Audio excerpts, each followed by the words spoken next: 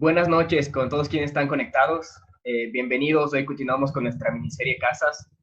El día de hoy vamos a tener la presencia del arquitecto José Fernando Gómez de Natura Futura, que nos va a contar un poco de su proyecto Casa entre Bloques. José, ¿cómo estás? Bienvenido. Buenas noches. ¿Cómo estás, Luis? ¿Qué tal? Buenas noches. Gracias ¿Cómo por haber vamos? Gracias por haber aceptado la invitación y bueno, es gustoso de tenerte en este espacio y que nos cuentes un poco más del proyecto. Bueno, primero un poco para ir entrando en esta cuestión del proyecto, siempre nos gusta preguntar cómo inició la oficina y un poco cuál es esa visión con la que hacen arquitectura.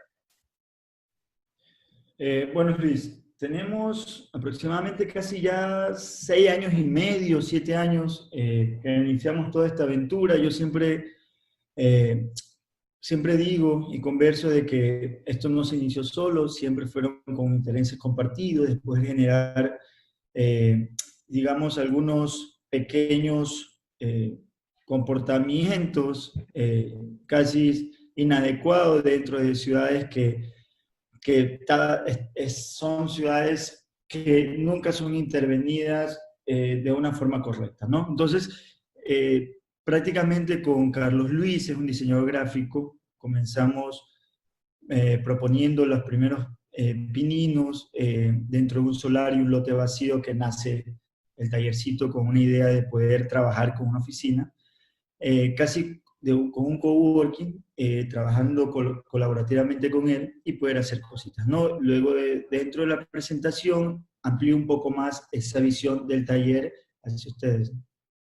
Ah, perfecto. Entonces, no sé si tú ya quisieras empezar a compartir la presentación para tal vez nos vas contando un poco de esa visión conjuntamente de cómo desencadenó también el proyecto de lo que nos vas a contar, Perfecto. ¿verdad? Dale, vamos compartiéndola. A ver, compartir pantalla. No, tú me vas indicando si estamos bien, ¿sí? Perfecto. Ujú. Ya. Bueno, comencemos que nosotros estamos ubicados en Babahoyo, es una ciudad costera, como nos muestra la ilustración, es una ciudad que prácticamente desde su inicio ha entendido muy bien de cómo funcionaba las raíces de la arquitectura costeña, ¿no? En este caso era una arquitectura muy vernacular, que en el tiempo poco a poco se fue perdiendo su esencia, su uso de la materialidad, se fue perdiendo un poco el sentido de la apropiación del territorio y el entender de entender que los materiales locales, los materiales que nos podía ofrecer la naturaleza, eran los correctos y decir que no, que prácticamente ahorita con el capitalismo y todas estas paredes de cemento y todo ya es lo correcto, ¿no? Entonces, era un poco el tema de entender cómo era el comportamiento del costeño, eh, cómo funcionaba, y desde el principio entendíamos que Babahoyo, dentro de la, digamos, de la inmensidad de ciudades costeras, satélites que giran alrededor de las ciudades grandes, como por ejemplo Guayaquil, tenían sus lógicas, ¿no? Tenían sus formas de construir, son ciudades de construcción empírica, son ciudades que la mayoría las construyen con los maestros de obra, o en este caso los ingenieros prestan su firma o con los arquitectos para poder que el maestro de obra pueda construir. Entonces estas ilegalidades se ven reflejadas dentro de los comportamientos y digamos, lo que vemos como ciudad. Entender qué es lo que está pasando ahorita con nuestras casas, ¿no? ¿Cuáles son nuestras casas que nos definen en la ciudad? Son estas casas que prácticamente por medio de la inseguridad estamos enrejados, adentro, afuera, tienen un portal, pero ese portal, ¿para qué me sirve? Si tengo, no me sirve para nada. Entonces, poder hacer una crítica a lo que estamos haciendo ahora como ciudad es poder entender de que algo está fallando, ¿no? Son casas que están alquiladas, pero a la vez se venden porque no se habitan, no se concretan. ¿Y ¿qué es lo que está pasando? Más aún grave todavía, que las personas están comenzando a ir a vivir a las periferias de estas ciudades nuevas.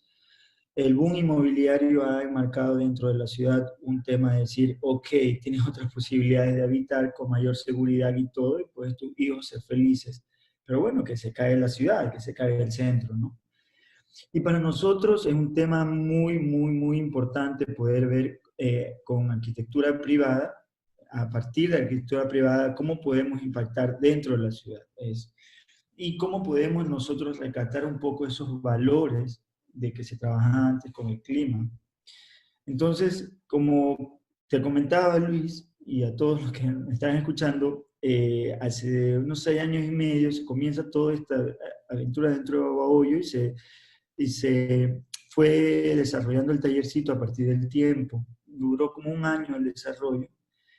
Y era un solar vacío, en este caso era una losa, solamente existía una losa y dijimos, no, podemos nosotros invertir y por 5 años esa inversión la vemos reflejada en el arriendo. Ya después de 5 años ya vamos a comenzar a pagar arriendo. Era como pagar un arriendo por adelantado, pero lo importante era desarrollar un espacio en el cual nosotros necesitábamos, ¿no? En el taller prácticamente lo queríamos trabajar con un espacio flexible que se pueda adaptar a las necesidades que nosotros podíamos generar. Eh, y desde el principio entendíamos de que todas estas lógicas que nos vienen enseñando en la universidad se pueden dar las vueltas, ¿no? Por ejemplo, unas mesas que en vez de estar en el piso puede estar agarrada, que sea flotante, una escalera abajo que en vez de poner unas plantitas podamos utilizarla como cama y esa cama puede trabajar otra cama para visitas, para gente que pueda hacer. Entonces, nosotros como grupo de trabajo colaborativo decidimos gestionar festivales de arte y emprendimiento que nos puedan conectar con los jóvenes, nos puedan conectar con la ciudad, que la oficina de arquitectura se abra como punto de producción de arte y poder hacer relaciones. Entonces, es interesante porque a partir de estos festivales conocimos a varios dueños de varios proyectos. Entonces, entendíamos que la confianza que se le genera a los nuevos, digamos, amigos de arte o de música, era Oscar Mora, el dueño de la casa Entre Bloques, era un gestor de música independiente. Entonces, al momento de visitarnos, al momento de estar con nosotros, se genera esa confianza de amistad y poder decir, ok, tengo este proyecto de vida, vamos haciendo. Pero previo a eso, Oscar estuvo relacionado con esta intervención que se llamaba la Casa Infinita. Es una casa de un proyecto de Midubi dentro del sector del taller, que pudimos lograr intervenir a partir de un bloque de arcilla, y entendíamos que nuestra principal intención o visión como oficina, como visión de fin interno, era no perder esta conexión con la ciudad, teniendo y cumpliendo la lógica de la seguridad que estaba y que está en estos tiempos muy fuerte, que por eso es que las casas se encierran todas, pero teníamos que darle otra forma de habitar también, ¿no? Entonces, Entre Bloques nace a partir de un solar, un lote vacío, dentro del mismo sector de Babahoyo, y dijimos, no, tiene que ser súper claro. La propuesta como casa tiene que ser súper clara. Todo lo que son servicios, pongámoslo como corazón, cuarto, a partir del patio, teníamos la sala, comedor al frente, teníamos la cocina, y por qué no entrar por la cocina. Entonces entendíamos que este proyecto íbamos a poner ser un poco transgresor con los cánones que siempre nos dicen, oh, tienes que entrar por la sala, tienes que entrar por acá, no, el baño tiene que tener ventilación, pero ¿por qué no se puede ventilar por arriba? No, es que el cuarto tiene que estar así, y que no, es que tienes que tener una fachada, la casa tiene que tener una ventana, tiene que haber una fachada. Entonces, ¿qué pasa cuando tú comienzas a decir, ¿por qué no se puede hacer y por qué no puedes entrar a la cocina? ¿Por qué no puedes generar una casa que al final no tenga una ventana como fachada? Entonces, ¿por qué no un pasillo de la casa se puede generar digamos, un área de estar, un área de biblioteca, un área de oficina? ¿Y por qué estos patios, con el fin de cuentas, también no pueden ser productivos? Entonces, la primera visita del lugar, él tenía varios bloques, tenía muchos bloques, y me acuerdo que la idea era para hacer la primera losa. Entonces, entendemos que las primeras necesidades de todas las personas es comprar el material para hacer su losa y ya tengo una cubierta, pongo las columnas, la fachadita y ya está, ¿no? Entonces, entendíamos con un presupuesto súper bajo, y puedo decirlo, de $15,000, que tenía para comenzar un joven emprendedor, gestor de música independiente, que al final, me acuerdo que Oscar decía, José, no tengo eso y no tengo más. Es decir, soy profesor a medio tiempo, no me alcanza, ¿no? Y esos eran los clientes que realmente nos interesan, porque son clientes que al final de cuentas no están con una necesidad de poder cumplir con estándares súper sofisticados de lujos y de cosas que no son necesarios para su forma de vida o para su necesidad de habitar, ¿verdad? Entonces, entendíamos que con estos bloques podríamos generar los primeros filtros de conexión desde el exterior con el interior que me permitan tener una visibilidad clara, una visibilidad que nos permitaba sentirnos seguros, pero a la vez utilizar ese material que él ya lo tenía para poder darle un sentido a que la casa tiene y por qué no puede ser de un solo material, ¿no? Entonces, teníamos claro de que si este iba a ser nuestro filtro de elemento frontal, teníamos que ver cómo hacían, ¿no? Entonces, estos bloques, por su configuración, tienen huecos, y nosotros siempre que viajamos a cualquier parte cerca de Babahoyo, es un sector muy agrícola y hay muchas piladoras de arroz. Nos preguntábamos, ¿para qué sirven esas cáscaras de arroz que botan? Nosotros dijimos, no, cojamos esa cáscara de arroz y pongámosla en medio de los bloques para que sean un elemento de aislante del calor cuando esté el sol de la mañana, ¿verdad? Y funcionó súper bien, súper bien. Entonces, al final de cuentas, el bloque, por su configuración, nos permitía tener un soporte estructural, pero a la vez un soporte constructivo, pero a la vez un soporte de aislante, y a la vez un soporte de composición que nos permite utilizarlo como seguridad y también como visor. Decíamos, bingo.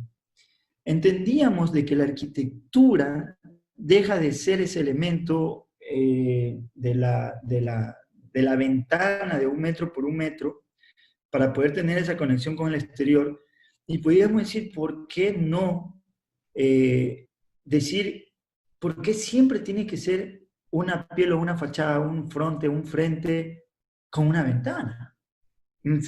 Nos poníamos y nos cuestionábamos de que esta sensación casi introspectiva, pero también muy externa, muy contacto con la ciudad, que Oscar decidió no usar cortinas porque se sentía tan bien, no siendo expuesto, sino que él decía, José, yo no me importa si alguien se arrima, si alguien se va o alguien camina, y comenzó a él a entender una forma de habitar. Dijo, si no me siento bien, voy a poner cortinas después de una semana.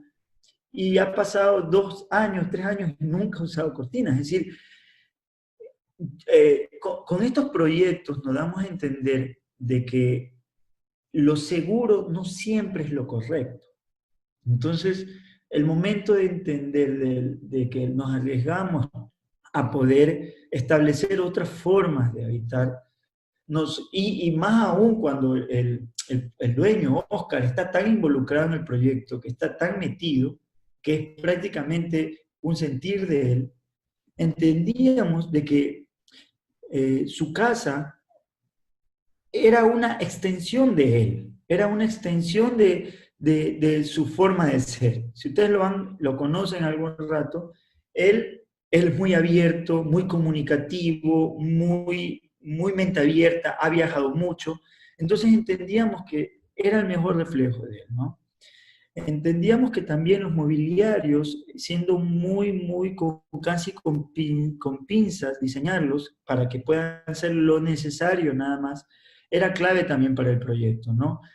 Utilizamos madera, dentro de la madera arriba hay una especie siempre ponemos nosotros estas lanas que ponen en los pisos flotantes para poder generar un poco el control del calor y de la humedad junto al zinc.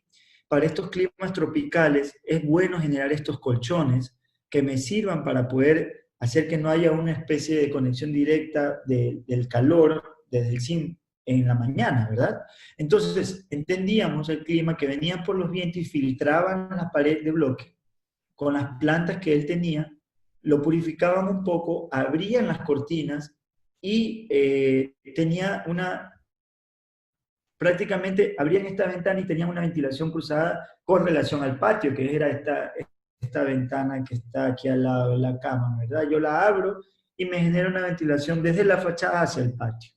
Entonces, entendíamos muy bien cómo podríamos en un espacio tan pequeño poder hacerlo confortable, ¿verdad?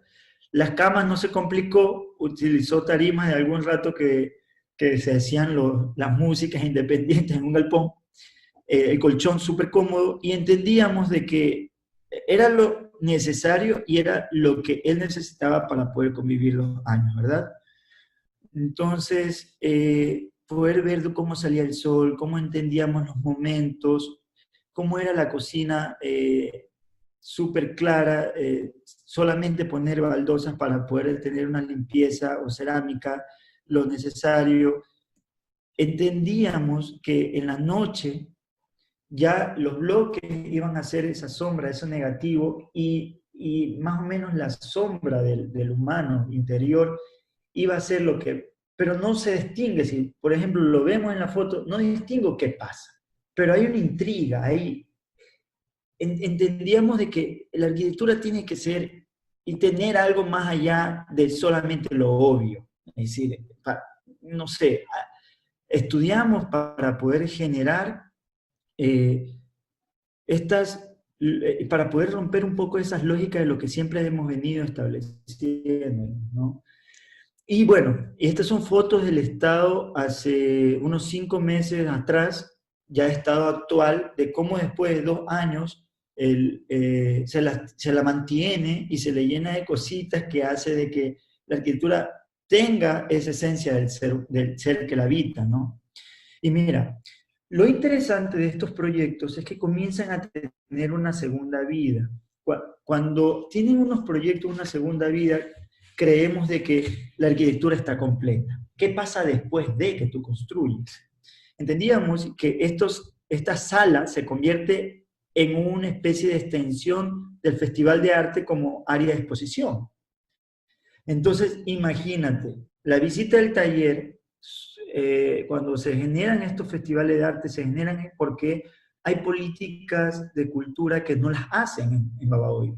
Entonces nosotros como pequeños, siempre decimos como pequeños activistas, digamos de sala, activistas de sala, que todo se planifica dentro de la sala del taller, puede ser como una especie de extensión y decir, ¿sabes qué? En esta arquitectura privada se abre para la comunidad para poder conocer la casa por dentro y también poder ser un festival de arte.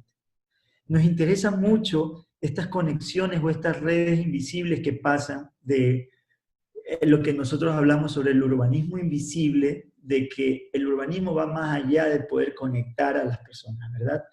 Y estos festivales comienzan a conectar estas intenciones de abrir lo privado hacia lo público. Y comienzan él ahora a tejer relaciones. Y comienza, a lo mejor, un sábado lo hacía el tallercito y después el otro sábado lo hace la casa entre bloques. Y comenzaba a descubrir él que tenía posibilidades para utilizar la arquitectura como otro punto de producción. Entonces, imagínate, ya luego después que haya sido de arte, ahora último, el último intervención de él fue el patio. El patio se convierte en un restaurante que se llama Chingana Montuvia, que es rescatar los valores de la comida local que se había perdido. Entonces, nosotros como arquitectos damos continuidad al proyecto y también intervenimos en el restaurante, es decir, sin perder la lógica de la casa, sino más bien complementarla. El patio, que prácticamente él lo utilizaba para los eventos de arte de exposición, ahora se convierte en una productivo, se convierte en esta zona productiva. Entonces, lo privado se vuelve productivo, la casa utiliza estos espacios residuales para abrirlo a la comunidad. Y hay una mutación sobre los procesos de él como persona. Ya dejó de ser profesor y se convierte en un empresario. ¿Por qué? Porque ve las posibilidades que tienen los espacios, que desde el principio se pensó como que algo podía pasar en ese patio con esas dimensiones.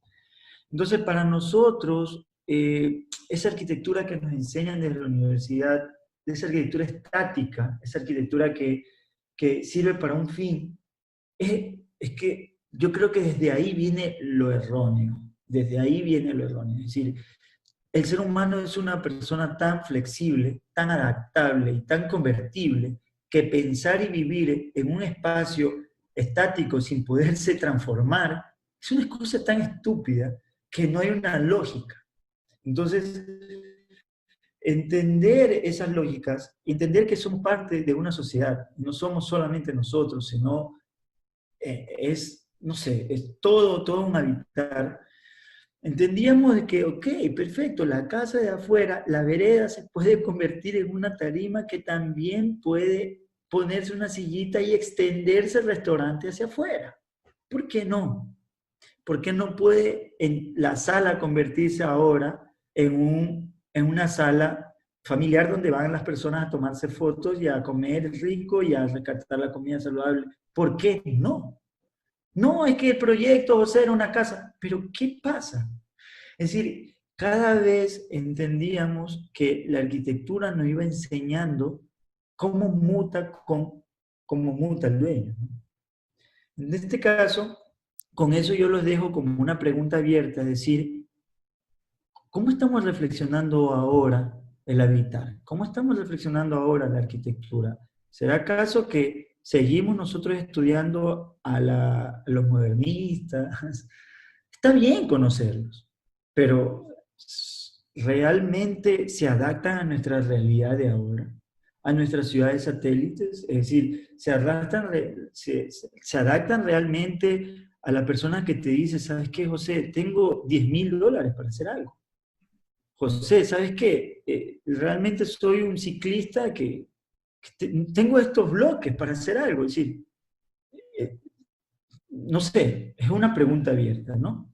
Y con esto, no sé, los invito algún rato, ahorita está cerrado por el tema de COVID, pero estoy seguro que le va a poner todo el empeño y todo el esfuerzo para traer todo esto adelante. Y como último dato, él ya está casado, ya tiene un hijo, y ya está pensando en utilizar este proyecto solamente como restaurante para hacerse una casa entre bloques para dos, para una familia.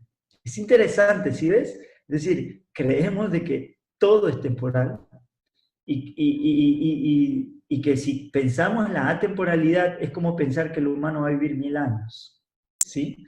Entonces, es súper chévere porque al final esa casa entre bloques, cuando él ya vaya a construir para su hijo, va a mutar de otra forma, con otras lógicas. Pero él ya se le quedó en la semilla que hay otras formas de habitar, ¿no?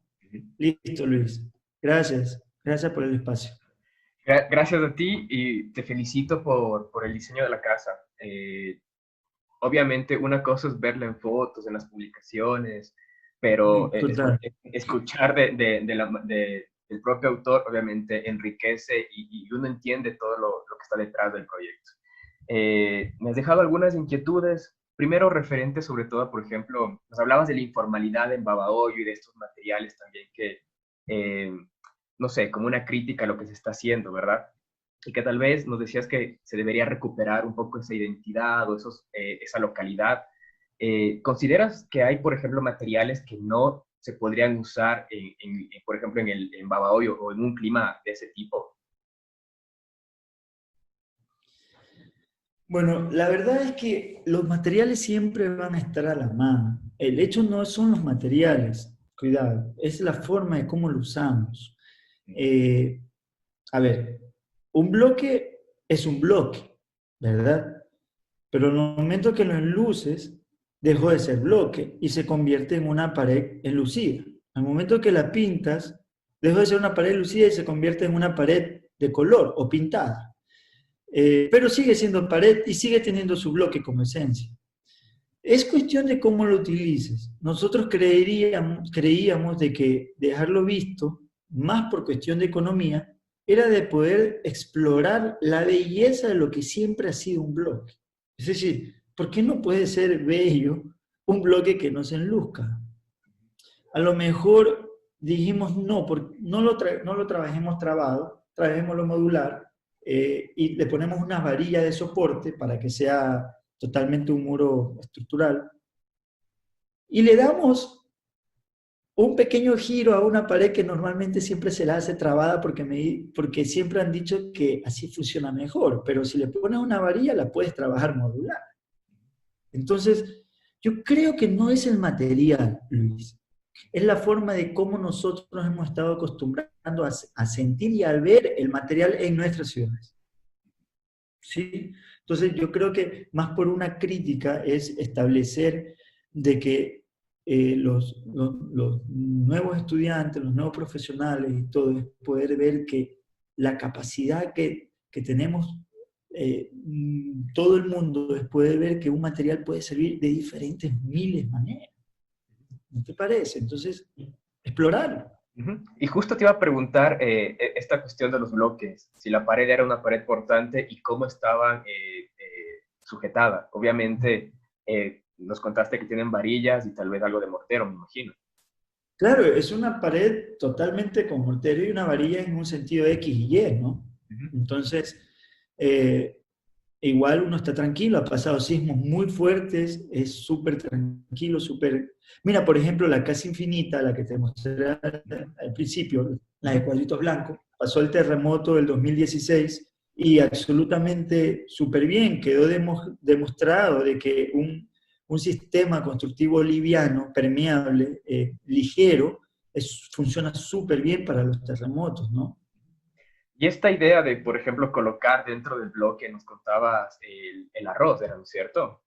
Sí. ¿Cómo se les ocurrió o alguien les comentó cómo lo testearon? No sé. Mira, la verdad, Luis, que para nosotros la arquitectura es una sucesión de construcción de anhelos a partir de experiencias y a partir de cosas vividas, ¿verdad?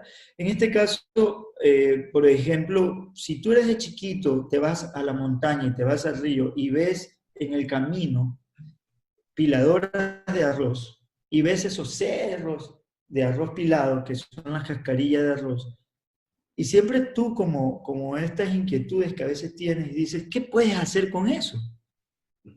Si tú dices, ¿qué hacen? Lo queman, ¿verdad? Lo queman.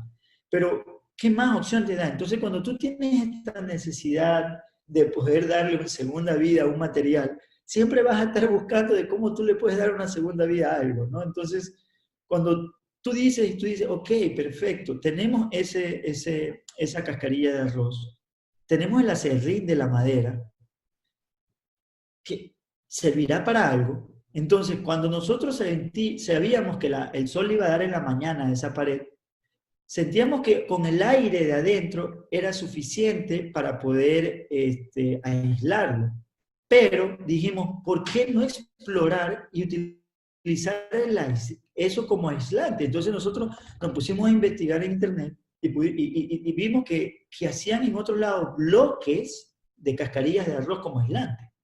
Y Wow. dijimos, oye, dijimos, ya tenemos que hacer la casa, pero no podemos traer esa tecnología y no podemos hacer esa tecnología. Pero sí podemos mixturar esa tecnología entre el arroz y el arroz y ahí va comenzando. Entonces, una de nuestras intenciones pronto es tener un laboratorio de materiales para buscar tecnologías y ir construyendo nuestros propios materiales. Pero eso es un proceso a partir de todas estas inquietudes que hemos estado dejando en la arquitectura atrás, ¿no? Entonces, no comenzamos con el hecho de tener ese material, sino al final de ver esta necesidad del uso del material. Oye, súper interesante. O sea, fue una inquietud que ya tenías desde hace mucho tiempo Mucho. y la pudiste aplicar en este proyecto. No, y muchos proyectos. Ay, Los proyectos son un resultado de inquietudes pasadas hasta casi de niñez, ¿no? ¿Por qué se tiene que hacer las cosas así? ¿Por qué no se las puede hacer así? Porque siempre tenemos que... mucho también a la crítica a las políticas públicas, que al final de cuentas no se están atendiendo realmente las necesidades de la ciudad como una persona humana, sino una necesidad casi de robots, de carros y de tantas cosas, ¿no? Pero vamos ahí, estamos ahora último con proyectos ya de gobiernos y ya de municipal, que estamos dándole una cara también a la forma de abordar proyectos públicos para poder generar otra forma de habitar la ciudad, ¿no? Entonces estamos por ahí para que nuestras críticas que hemos estado haciendo a partir de pequeños manifiestos con la arquitectura ya pueda tener otro mayor alcance, ¿no? Y por ejemplo, nos hablabas de este descubrir, que haya algo como que quieres ver, ¿no es cierto? Eh, Creo que es un poco recurrente o me equivoco, porque, por ejemplo, en la casa infinita que nos mostrabas pasa algo parecido. En esta casa también tienes como Sí, esa total. peculiaridad, ¿no es cierto? Entonces, ¿esta vez como un tema recurrente en tu obra? ¿Crees? Sí, sí, yo creo que, a ver, más que poder decir que eso ya funciona y podemos hacerlo otra vez, es poder ver, ok, eso puede ser una solución, pero quiero probarlo con diferentes materiales. Ok. ¿Por qué? Porque no quiero decir que eso salió de chispazo y ya está. Hay que dejar establecido de que un filtro puede ayudar a funcionar de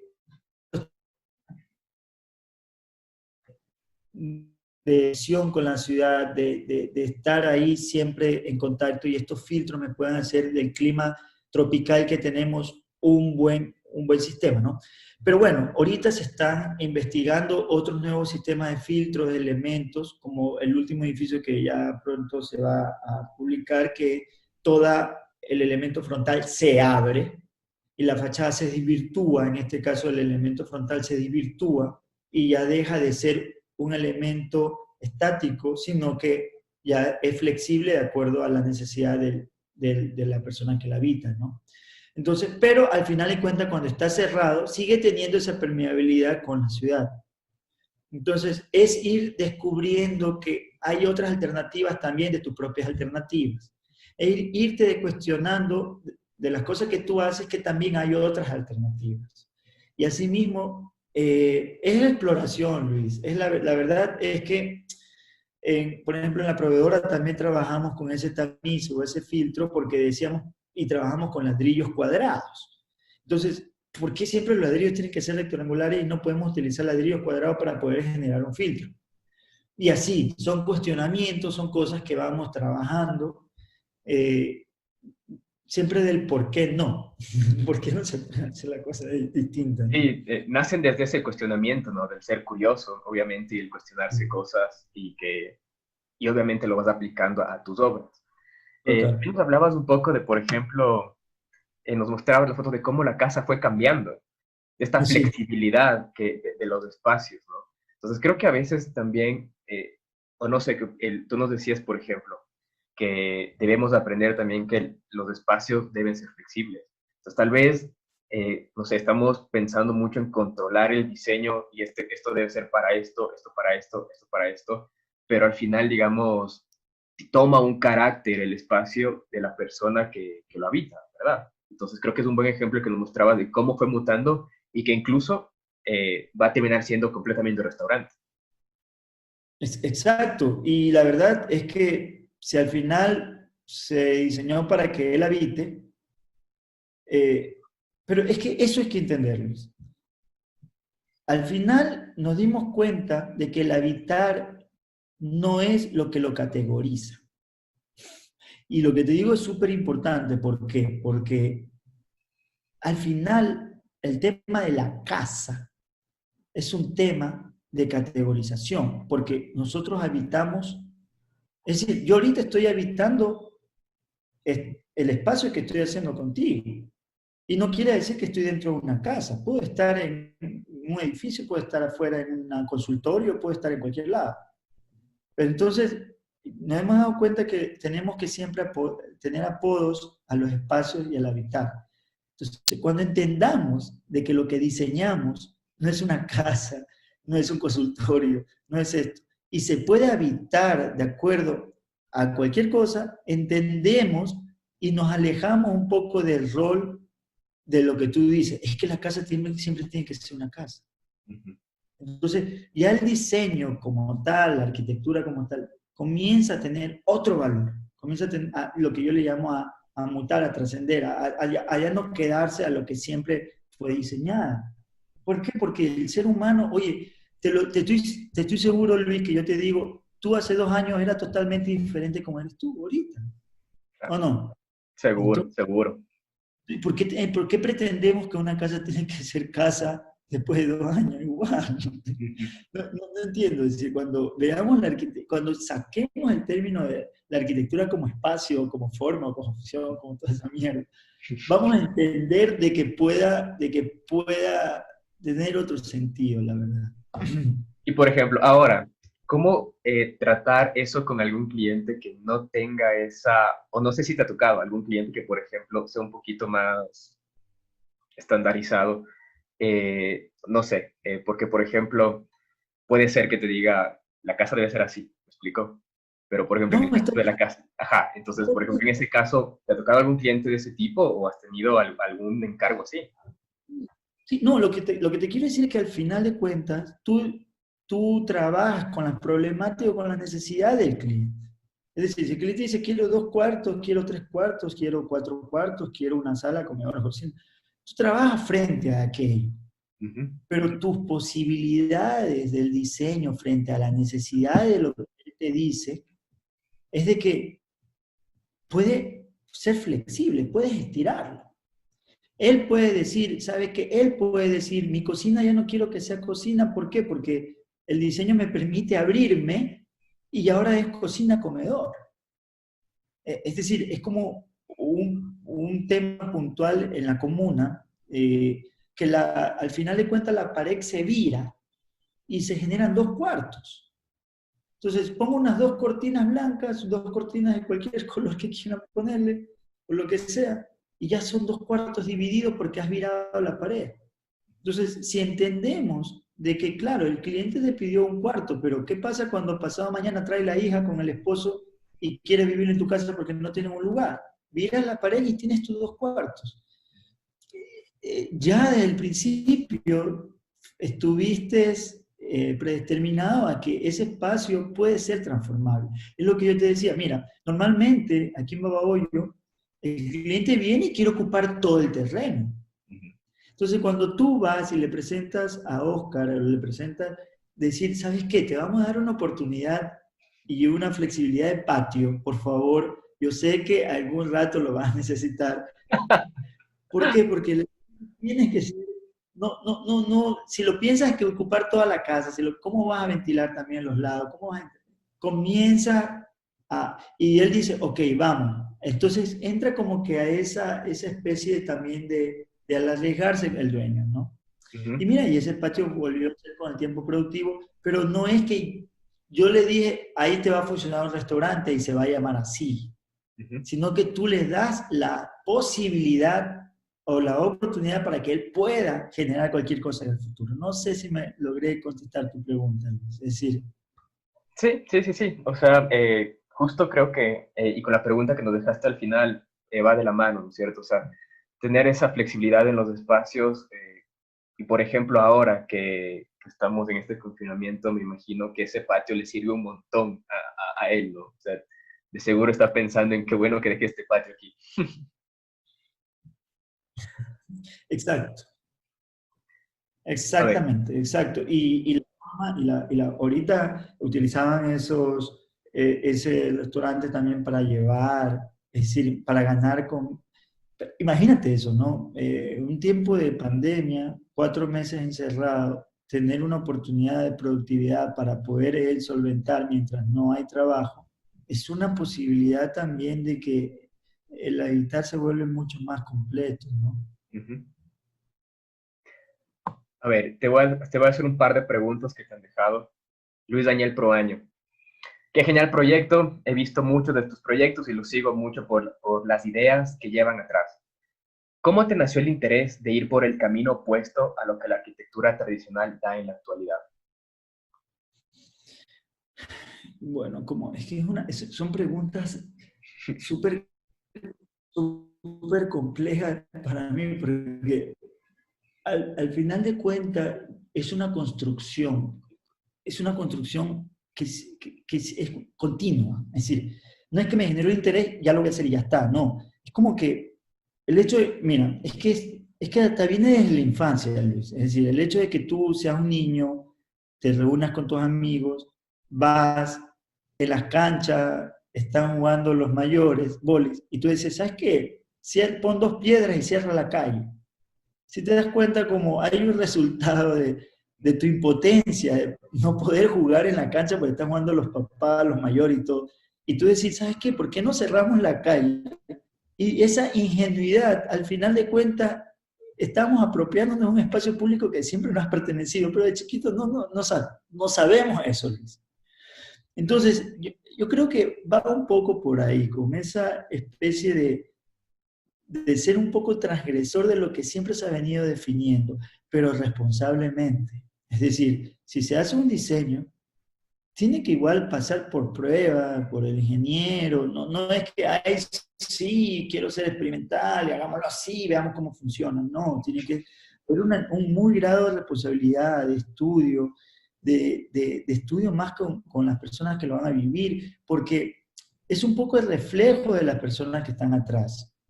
Esa necesidad de ellos de estar siempre conectados con el vecino, con la calle, no es mío. Es una traducción de lo que ellos necesitan a partir de lo que tienen y en lo que pueden lograr ser. Entonces, yo más que nada es como una especie de traductor o intermediario. Es decir, hay a veces que no me necesitan, hay a veces que sí me necesitan y la verdad es que sentimos de que la arquitectura tiene que ser más de un interés personal, porque es cómo te interesa, ¿no? La pregunta. Tiene que ser algo como más, ¿cómo podemos responder de una manera mucho más humana? Hablamos de humana, es decir, con las tecnologías locales, con nuestros artesanos, con nuestros materiales, con nuestra forma de habitar desde pequeños, desde el principio, de lo que nos dicta la ciudad, esa informalidad tan bella, que para mí es la mejor escuela que puede haber. La informalidad es una forma de poder, desde cerrar la calle con piedras, estamos siendo transgresores, estamos siendo ilegales. Los carros te tenían que pasar por otro lado porque no tenían. Pero al final de cuentas, estábamos haciendo deporte, era bueno, no estábamos robando, no estábamos haciendo nada malo, estábamos nutriéndonos, ¿no? Entonces, ahí con ese ejemplo te voy a decir que lo transgresor y lo ilegal no siempre tiene que ser malo. ¿Sí la cachas? Uh -huh. Entonces, pero sí hay un nivel de riesgo que hay responsabilidades. En este caso, si viene un carro y nos dañan la pelota, ya está. Pero son responsabilidades que ya no te competen a ti. No sé si me explico. Es decir, es súper importante también entender de como arquitectos qué responsabilidades nos competen y cuál tenemos que dejárselos a los profesionales, porque a veces queremos ser todos nosotros, ¿no? Sí, creo que a veces uno de los problemas es eso, ¿no? Tratar de controlar toda la obra, todo el proceso y que se construya tal cual lo planificaste y que no fallen y que se quede, no, sí, sí, de seguro hay que dejar un espacio para la flexibilidad. Andrés de Heredia Gamboa, saludos arquitectos, mi admiración y respeto para el arquitecto José, socio fundador de la oficina, como dice en el reportaje, la dueña del proyecto La Pescadería, en hacer mucho con poco, Natura Futurama. Un poquito de humor, me reí mil veces escuchando a la señora diciendo esas palabras, les envío un fuerte abrazo, felicitaciones. Carlos Valareso, ¿por qué no nació José Fernando en Loja? Te cuento que lo de hacer mucho con poco es súper bonito porque al final te das cuenta de que no se trata de marca. Si te das cuenta, ya es un proyecto ya hecho y no es que ella sabía ni siquiera cómo era el nombre de la marca. Entonces, te das cuenta de que en nuestra localidad lo que trata es de que, wow, son jóvenes que quieren hacer cosas. son jóvenes que quiero darle la oportunidad. Y yo creo que va por ahí, es decir, no entendemos la profesión como una marca así que todo el mundo tiene que saberla, porque mira que ni ella, habiendo trabajado 2 meses, no sabía el nombre, quiere decir de que no era nuestro interés de que ella lo sepa. Y ese es un bonito resultado de eso, ¿no? Ujú. Entonces, no, nosotros, como ella y como todos nuestros clientes, son clientes que se ganan la vida del día a día, Luis. Hacen todo su esfuerzo, confían, son buenos amigos y nada, ahora último estamos por lanzar algunos proyectos de emprendedores que, loco, no tienen casi nada en su emprendimiento, pero hay una confianza que durante 2 años van creando y van creyendo en el arquitecto como un amigo de apoyo. Entonces, ahora último estamos por inaugurar un proyecto en el cual yo no cobré absolutamente nada y se trabajó a partir del trueque y a partir del intercambio. Es decir, ok, si es un gimnasio, tú me das un gimnasio por vida y yo te doy el diseño y la guía. Entonces, Chévere. no, ¿por qué no? Porque siempre tiene que ser monetario el asunto. Ujú, Y cuando ya dejamos a un lado esta necesidad de la monetarización, creo que hay esta libertad de pensamiento. ujú. Después decir, wow, hagamos, y si no, no sale, ¿qué importa? Perdemos, pero ¿qué vamos a perder si no estamos cobrando? Entonces, ahí, claro, ahí todo el mundo va a decir, no, que pierdes tu tiempo, pero al final, ya, lo intentaste, caíste, perdiste, sí, sí, es decir, el hacer para nosotros es la mejor escuela, es nuestra mejor teoría. Siempre digo, a nosotros se nos dificulta mucho eh, tener una, ¿cómo te digo? Ser muy oratorio, súper claro con la teoría. Creemos de que nuestras obras es la mayor cápsula de teoría que podamos hacer, estos pequeños manifiestos a partir de la obra construida, pero tenemos claro qué es lo que queremos hacer y qué es lo que queremos decir, ¿verdad? Pero bueno, ahí vamos, Luis. Ahí vamos. Y con Carlos es un buen amigo, ha venido a presentar su obra acá en el festival. Y imagínate las conexiones que hablábamos, Luis, sobre las redes, Loja y Babahoyo. Desde pequeño siempre Loja me ha interesado por estos festivales de arte vivas que hacen tan interesantes. Y por qué no se puede replicar acá en la ciudad. Entonces, desde pequeños espacios, poquito a poquito podemos ir haciendo cosas, ¿no?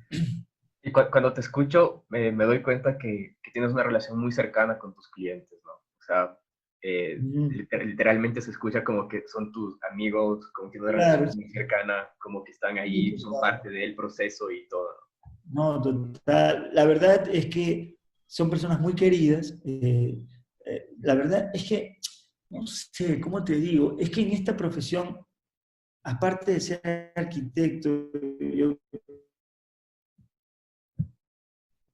somos amigos humanos, vecinos, vecinos barriales.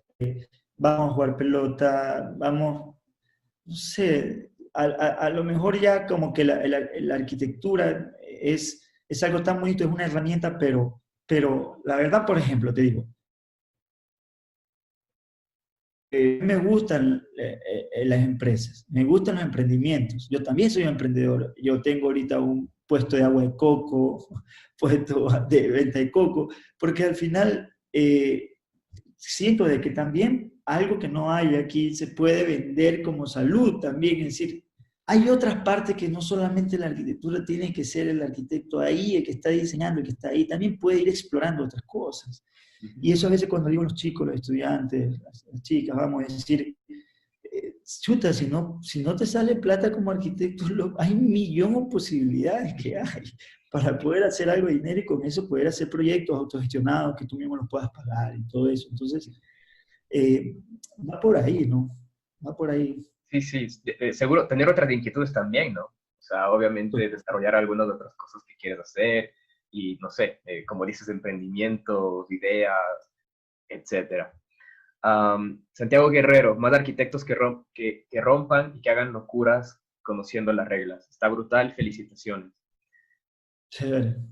Pedro Raúl Gómez, remirar los espacios hasta entender cómo se pueden llegar a transformar en el tiempo. Es parte de la esencia de la arquitectura en estos tiempos. Éxitos. Buenísimo.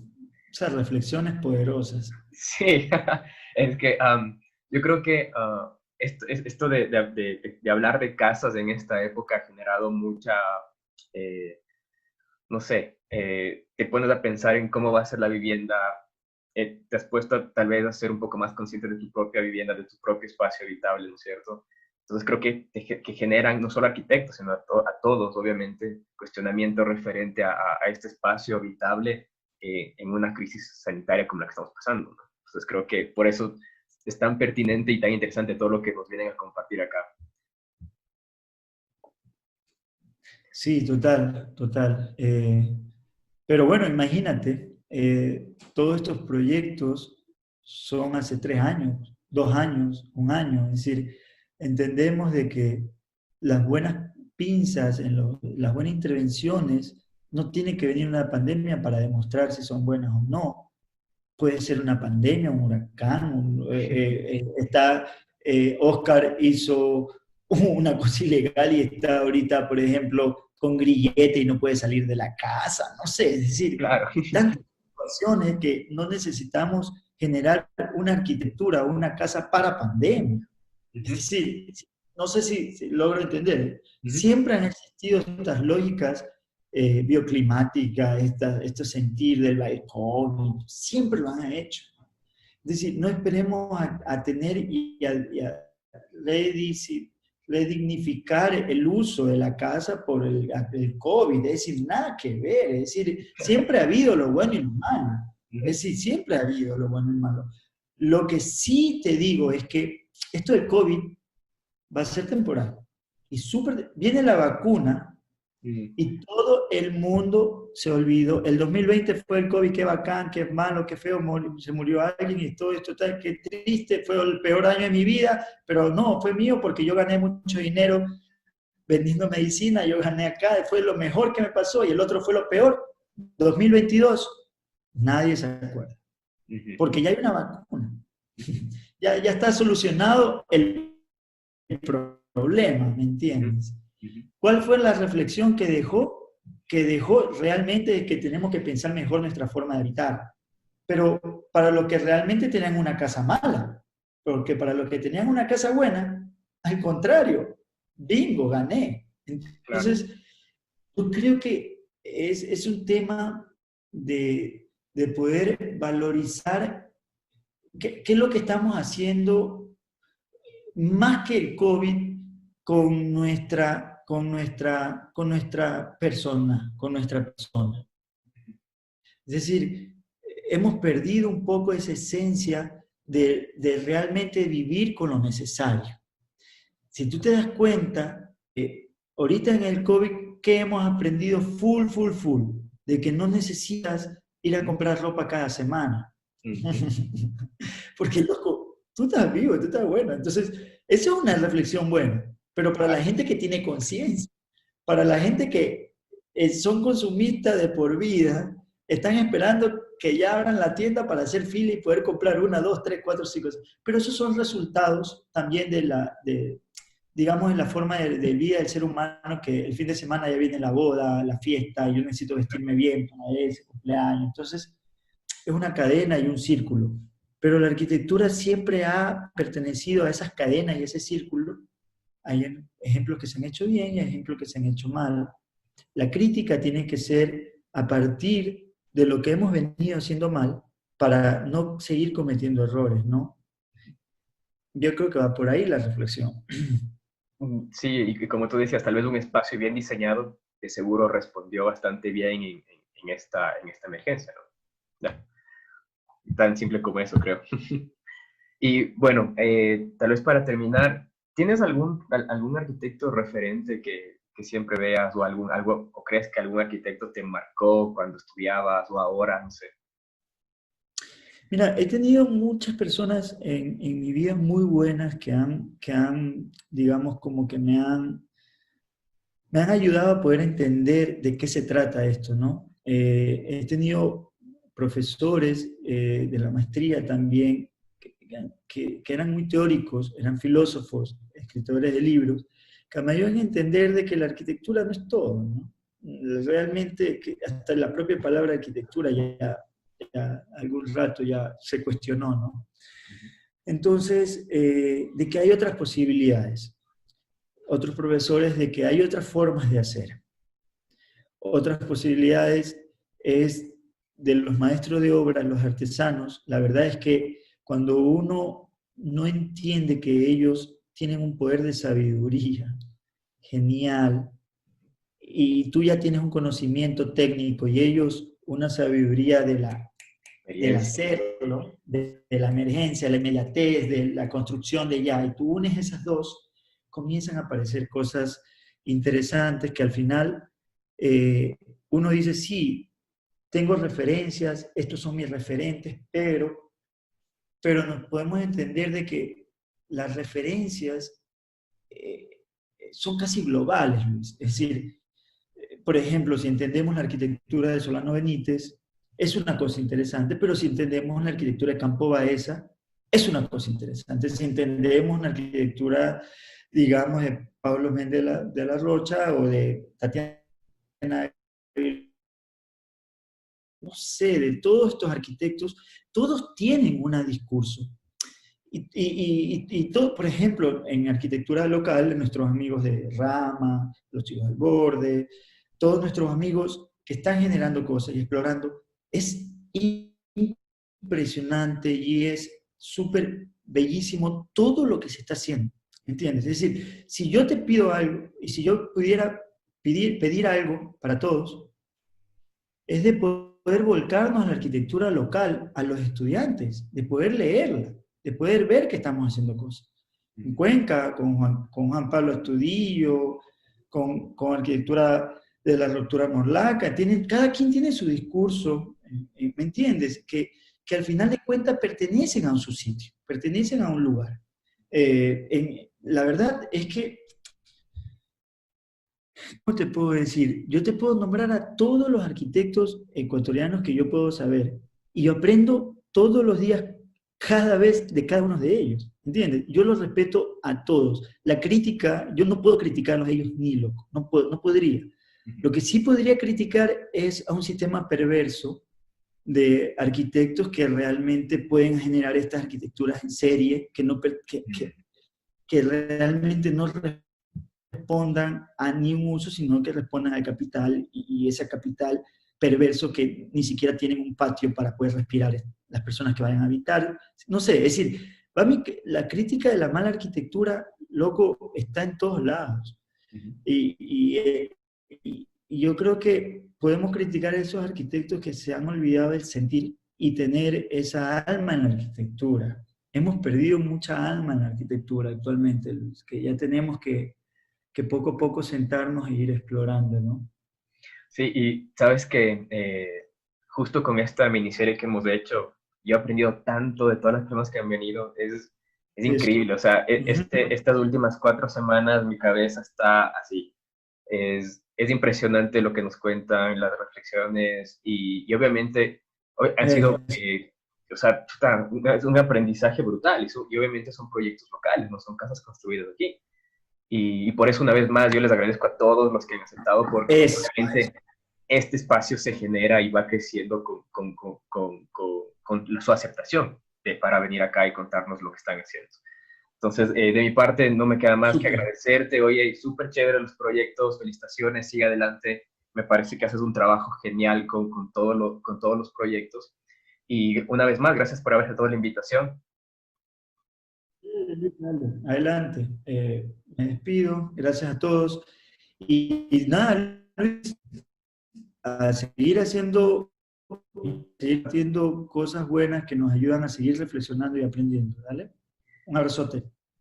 Gracias, cuídate, gracias a quienes se conectaron. Chao, chao.